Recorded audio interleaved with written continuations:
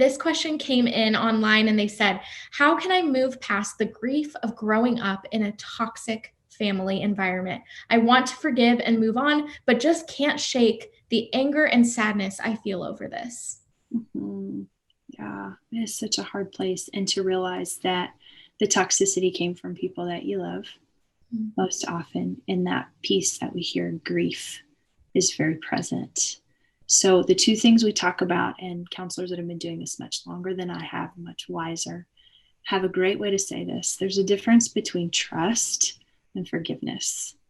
And there's a place that we're able to say, I can extend forgiveness for someone when I recognize they made choices that impacted me, whether or not they understood what those choices were doing, whether they were from selfish motives or not, or if they were willful harm.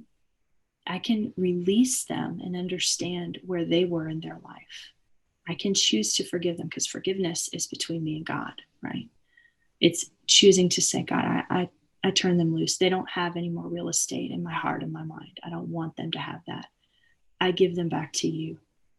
They made a choice and it wasn't mine. But trust is something that's earned over time.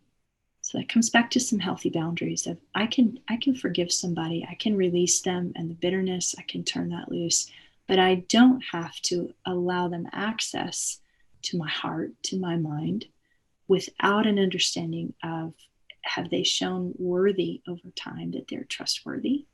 Have they shown that they value me? Have they shown that they care? And that's a normal and a healthy way to evaluate. That's a healthy boundary. And trust is earned, right?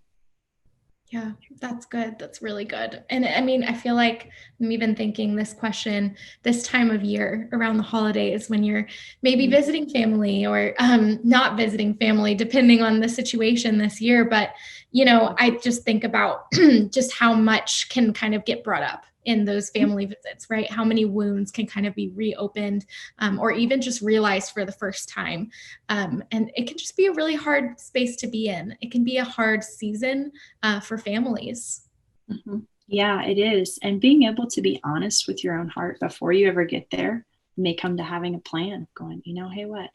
I know I can handle this, and I've processed maybe my own grief. I've been honest with my own heart, and it's hard for me to be around so and so. They haven't been honest, or they haven't been able to process with me.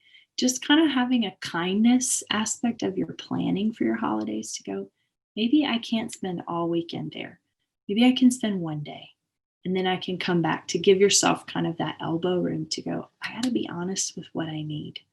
Got to be honest with what's healthy for us as a family. And setting those healthy boundaries for yourself is really normal. Let the grief have a place. Let it be heard in a healthy way. Be honest with what you need in that grieving process. But it's okay to set those healthy boundaries too.